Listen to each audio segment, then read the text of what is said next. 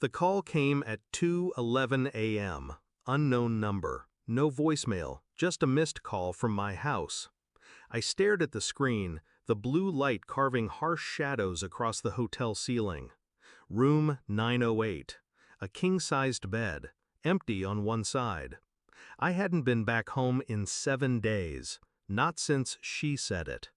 "I'm opening our marriage, deal with it or just leave." She didn't flinch when she said it, just peeled off her robe, turned her back to me, and let the other man, some stranger with cologne like a weapon, follow her into our bedroom. I left my ring on the kitchen counter. I didn't take anything but my laptop, passport, and silence. But now, a missed call from a house I no longer called home, a quiet pulse in the dark, and something in me shifted. I dialed back, no answer. Then the message came, "Check the news." It hadn't felt real, none of it. Not the conversation, not the look in her eyes when she said she wanted more. Not us, not me. I watched the headline roll slowly across the screen in the hotel lobby. Couple found dead in home, domestic incident suspected. The address was mine. The picture was ours. Her and him. The police hadn't named the previous owner yet, but that was intentional. I had changed the deed weeks before I left, quietly, legally. She never noticed. She never asked why. In the photo, they both looked happy, smiling in front of my fireplace. God, that fireplace. I remember laying the first brick, measuring the hearth with my father's old tools, sweating through that July, just to build something that would last. Now, it was a crime scene. I didn't feel grief. I didn't feel joy.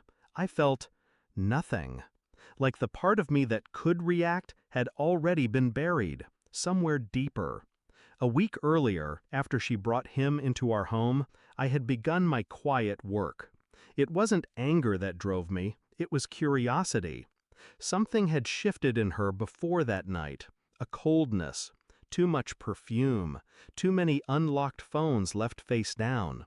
So I started collecting. Bank statements, phone records, camera footage from the ring I'd hidden inside the porch light. Patterns formed. They weren't new lovers, they were long established. He'd been there 3 nights a week, consistently, for 5 months. They used our bed, with the sheets I folded. They drank from the glasses I washed. But here's what made my fingers tighten around the hotel blanket at 2:41 a.m. They'd been making plans to sell the house, to open accounts in my name, to liquidate everything they thought they owned. She had forged my digital signature more than once. He had practiced calling my bank. The betrayal wasn't emotional. It was surgical, cold, precise, like mine would be. The forensics came through a week before their deaths.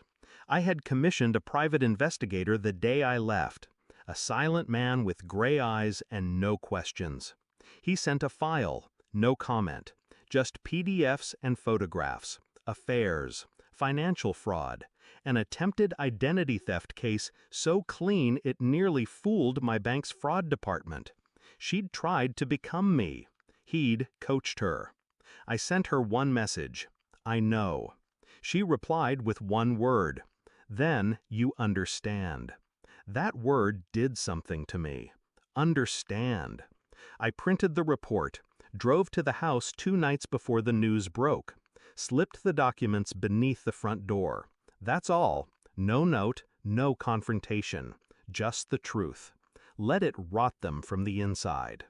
I hadn't intended for them to die, but truth is a strange toxin, especially to those who think they're untouchable. The detective later told me they argued, loudly. Neighbors heard screaming. She accused him of setting her up. He threw the report into the fire, then her phone. There were pills, there was alcohol. In the end, they were both found in bed, cold, pale, poisoned, but not by substance, by realization. They couldn't face each other anymore. The house had cameras still, ones they hadn't found. I watched the footage once. He sat on the edge of my bed, head in hands. She was on the floor beside him, crying. Then, silence. Long. Final. I never shared the footage. I never needed to. I had already won. The house is quiet now, stripped, clean, mine again. I removed the bed, burned the sheets, painted the walls in shades no memory could stain. Some nights I sleep on the floor, not because I'm broken, but because I prefer it. No ghosts in the carpet, no history in the frame. People say revenge is a dish best served cold. They're wrong. The best revenge is never served. It's simply known, felt, lived, and then forgotten, like they were. I didn't kill them, but I buried them just the same.